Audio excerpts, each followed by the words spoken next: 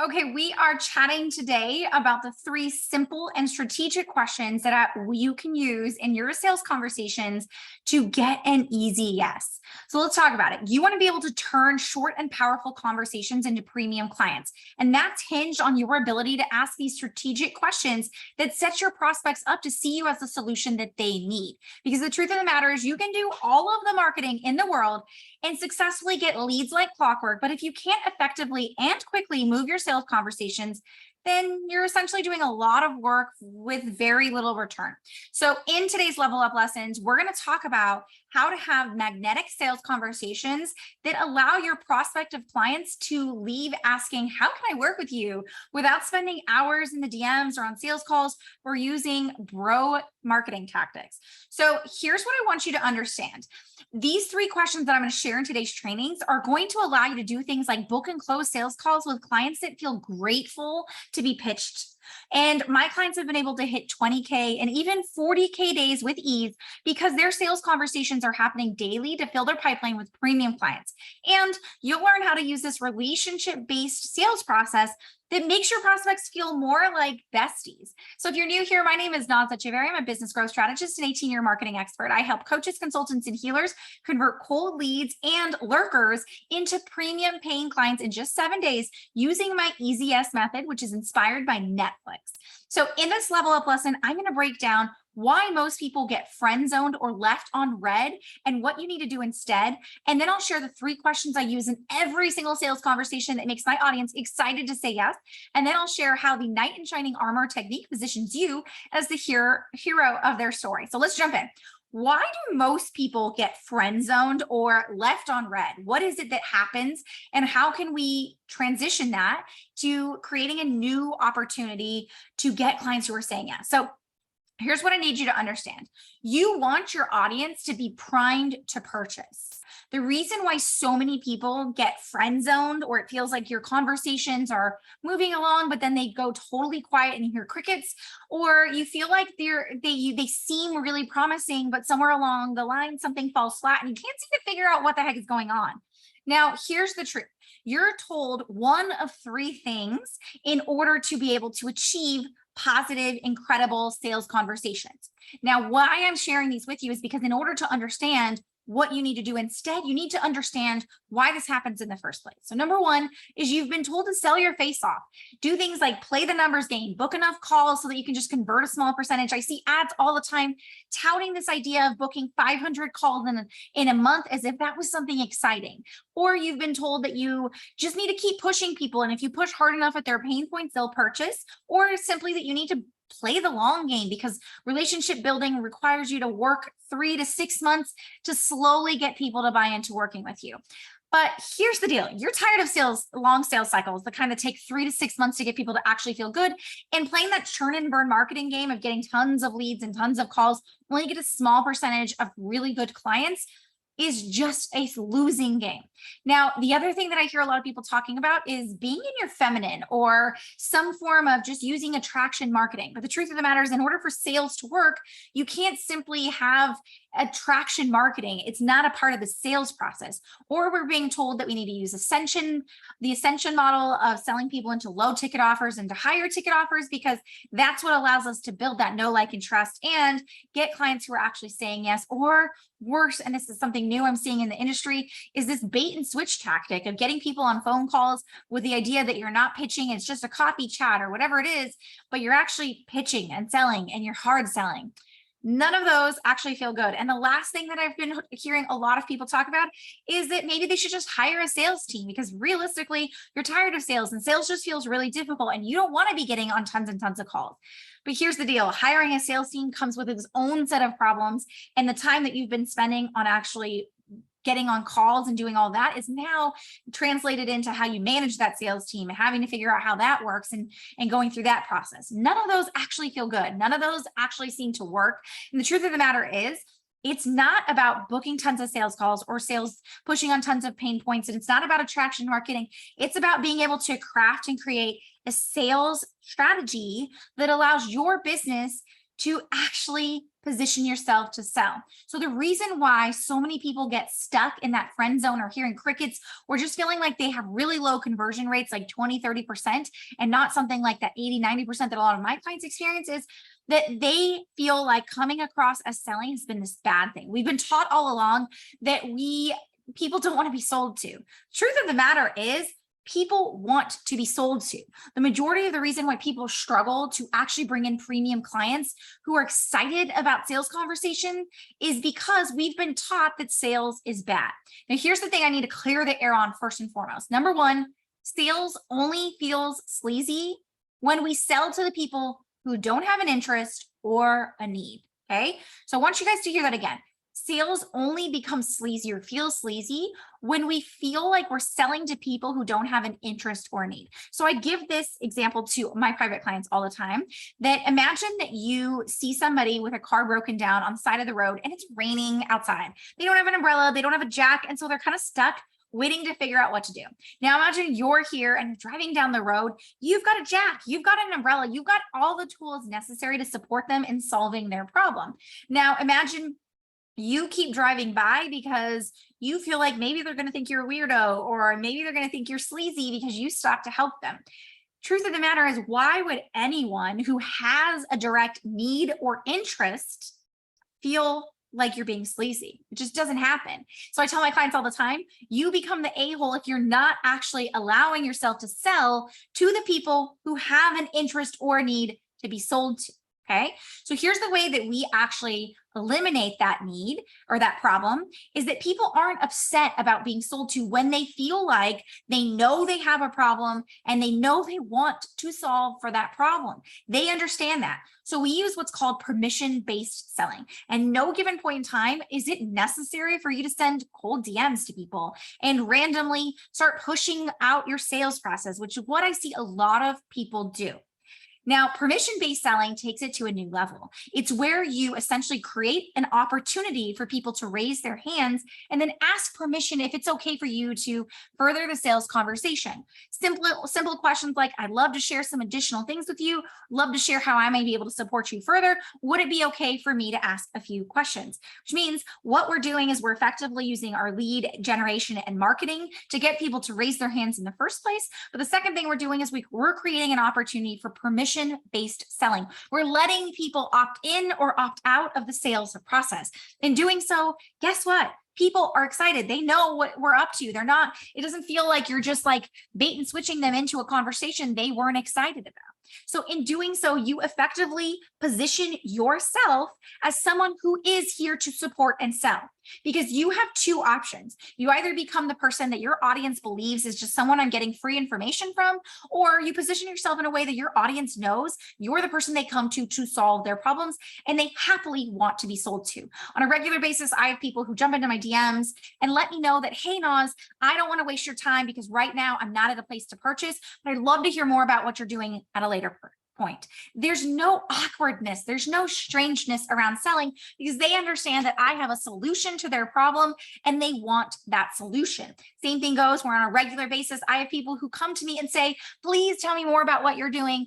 And they want the information of moving to that next step because again, I've primed them to know that they're coming to me to solve their problem, not simply to gather information. You want to get premium clients, you need to be positioned as a premium solution that people see as someone they come to when they want support and service and to be sold to get a solution to their problems, not the person they simply come to walk all over and get more information off of, okay?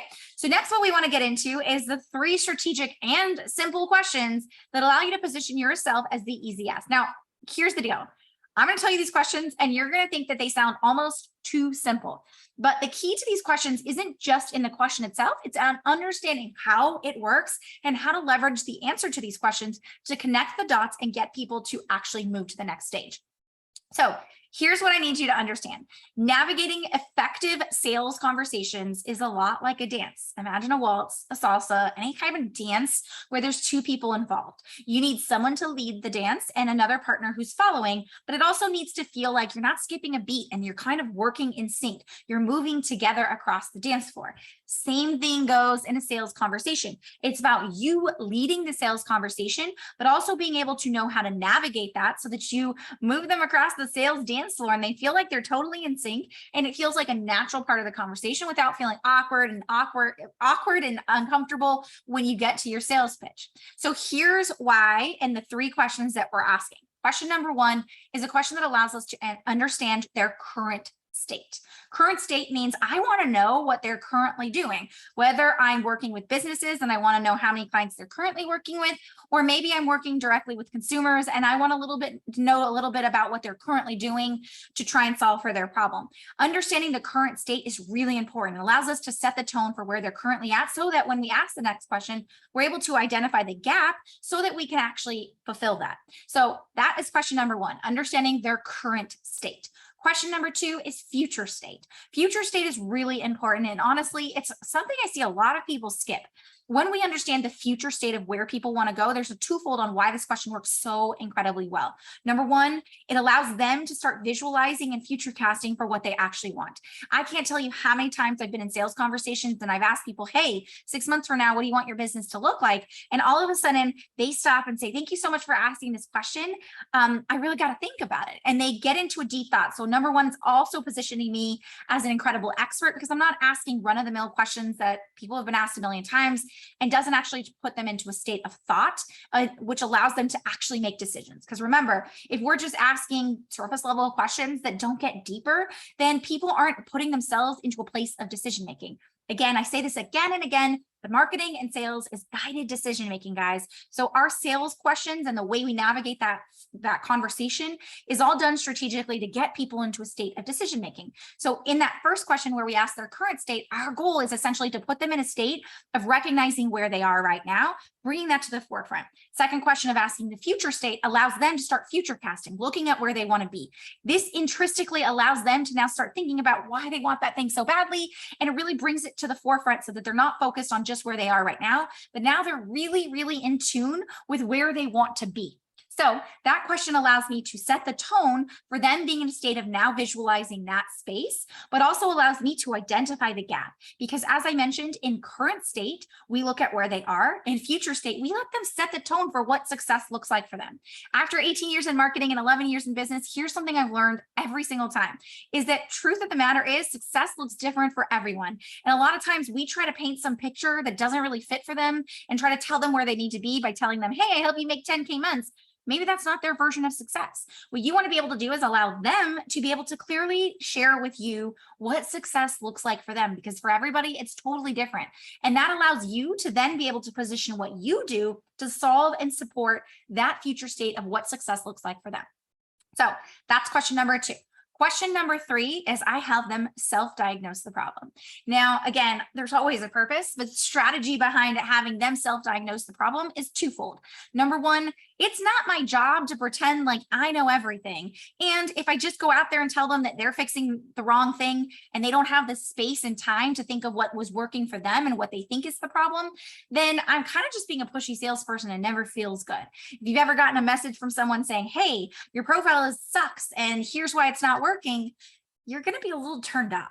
But if you are speaking to someone and they say, hey, what do you think is the biggest issue in achieving the goal that you have? And you're saying it's one thing and they can now show you something else, you're going to feel really positive about the behavior. So the reason that we ask for them to self-diagnose the problem is number one, it gives you a really good setting point for us to psychologically put them in a state of decision-making, of realizing that they want to fix the problem. They're so frustrated because now they've seen the future of where they want to be. And now you're having them look at what's the problem. So we're effectively getting them to a state of being able to say, here's what's wrong. Gosh, I really want to fix this problem, without having to push on pain points and make it all gross and yucky, which is what a lot of people do. But it also allows us to be able to do what I call a belief shift, which is going to lead me into my next point. So the last and final thing we want to talk about on today's training is how this knight in shining armor technique positions you as the hero to their story. So I just shared with you the 3 questions that we asked: the current state, the future state, and the self-diagnosis. Now you're done. You've asked your questions. You've gathered the information that allows you to effectively navigate the sales conversation and direct it accordingly. Best part about this is when done correctly, you're now navigating sales conversations in a way that is completely custom tailored to your audience. That means no scripting, no awkward silences and weird stuff, but it also feels really connected, like a dance on the dance floor, and allows you to position yourself in the best light possible, just like a knight in shining armor. So here's the deal. When we understand where the gap is by understanding the current state, the future state, and what they believe to be holding them back from reaching those goals, now you have the opportunity to share your belief and why what they may be fixing may not actually be the problem. So here's the deal. Most people, they're solving problems that aren't the real problem, right? They can't diagnose their own problem. That's why they need you, the expert. So they've been stuck in solving probably the wrong problem. A lot of times people come to me and they say, Naz, all I need is more traffic, more leads, all of these things. They're diagnosing a problem because they can only see so far. You, the expert, know better. You know that that may not be the problem that they need to solve. And therefore you get the opportunity to position them to see what the real problem is as the knight in shining armor by doing what we call a belief shift. So if someone comes to me and says, hey, Naz, I feel like traffic is my issue, I can easily say, listen, after working with 400 coaches, consultants, and healers, what I found is it's not always the traffic that's the problem. It's that we don't have the messaging to target the right type of clients so that we're bringing in the right people, not simply bringing in more traffic. In one simple sentence, I'm able to do a belief shift that allows them to see the massive and incredible authority that I bring to the table, but also gives them a sense of relief because now they have a clear pathway. They know that they've been solving for the wrong problem, and now they're excited about solving the right problem, which means you now get to position your pitch as the knight in shining armor, the thing that fixes the day because you positioned the right problem. Okay, this is about you being able to be seen as the person who's saving the day. You're not here to push on pain points. You're not telling them they're doing everything wrong. You're here to alleviate the pain that they have. You're here to support them in being able to create a resolution to the things that they're struggling with because you just brought to light the thing that they just realized is the problem. Okay. Now you're meant to be here to empower people, to let them see you as the hero because you're the secret sauce to solving their problems. And this is the power of the knight in shining armor technique. It's also one of the very big things that we do inside my easy yes method. Here's what I need you to understand. When people feel enamored, safe, and empowered to make decisions through your sales process, it allows them to want to be eager to pay you and to reach for their goals, which means not only are you going to get incredible clients, hit your revenue goals, but you're also going to get clients who are incredible at what they do and that they're eager about getting in and doing the heavy lifting in order to achieve those goals. So here's what you need to understand.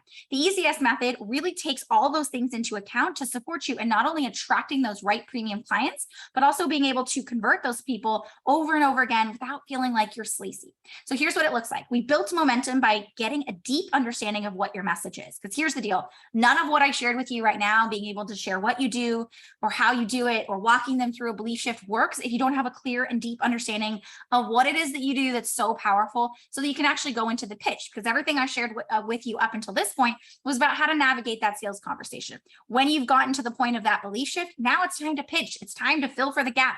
It's time for you to talk about how you can solve their problems in a way that nobody else can. This is about understanding the deep understanding of your message so that you know your premium client through and through and can solve for the gaps they may not have even otherwise thought they had. This is what we call our dynamic framework process. In doing so, we eliminate all the competition in your arena because we craft a proprietary methodology that positions you as the only solution in your marketplace. How? By identifying what the gap is in other solutions, why people don't like them, why it doesn't work for them, and allowing you to be seen as the innovative solution to their problem. You get to come in and save the day. Best part about it, you have a message that's so powerful and so strong. It positions you in a way that people can't help but want to say yes to. It also allows you to 5 to 10x your prices, have clients happily line up to pay you because they know that nobody else can solve their problem in the way that you do. The second step to the ECS method is what we call Bingeable Authority. Now, everything I've shared with you up until this point is talking about sales conversations and navigating those. Now, sales conversations are incredible, but sometimes they can feel really time consuming if you have to really share with people what you do and spend a ton of time doing so.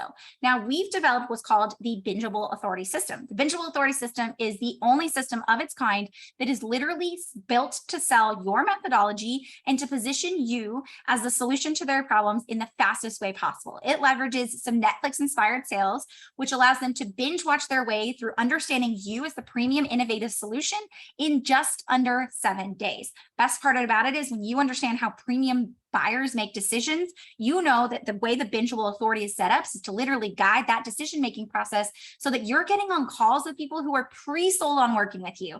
And if you've ever understood the difference between pre-qualification and pre-sold, pre-sold is getting on a call and someone sitting across from you selling you on why they should be your client. This happens all the time to myself and my clients. We get on calls and people walk through all the reasons they feel like this would be the perfect fit for them because they have a system that actually brings out pre-sold clients. Third and final piece is what we call results and retention. There are far too many people in the industry who are working really hard at their marketing and sales, but somewhere along the line, the pieces fall flat. Retention marketing and being able to have a way to create consistent results for your client is absolutely a huge part of sales. Because if you think about it, retention marketing is 4 times more lucrative than going out and getting another client, which means you need to have a retention system in place in order to successfully scale your business without feeling like you're burnt out in the process. So the results and retention method is built around the fact that what we do is we look at an offer from the standpoint of developing a results mechanism that allows you to support your clients in getting amazing, incredible, world-class results that they can rave about, whether you're working with 1 or 100 clients, so that those clients now become raving fans talking all about what you do without any marketing on your part, but also become retainable clients who want to work with you again and again, because who wouldn't want to work with someone who's getting them incredible results? So this is how the Easy Yes method works and why it's the only system and method of its kind to support you in successfully scaling your business with just one system that replaces all of your sales and marketing efforts and brings you pre-sold clients who are selling you on why they should work with you. So if you want to learn more about the Easy Yes method, go ahead and click the link around this video to book your blueprint call. On this blueprint call, you're going to experience firsthand what it looks like to go through my sales process, but also for me to help you alleviate some pain of what you're going through. If you've been trying to solve the same problem over and over again in your client acquisition, wondering what the problem is, where the leak in your boat is, when you hop on this blueprint call, we're going to look at your current business. We're going to look at where you want to go. We're also going to identify your current process for how you attract and nurture and convert leads in your client acquisition. And I'll pinpoint for you where the real problem is and what you really should be focusing on. I'll also share with you how the Easy Yes method works to solve for that gap so that you can successfully scale your business to 20, 50, 100K plus months without putting all of your effort and energy into always being on social media and doing everything necessary in order to bring in more premium clients. So if you want a pipeline of premium clients, go ahead and click the link around this video to book your blueprint call.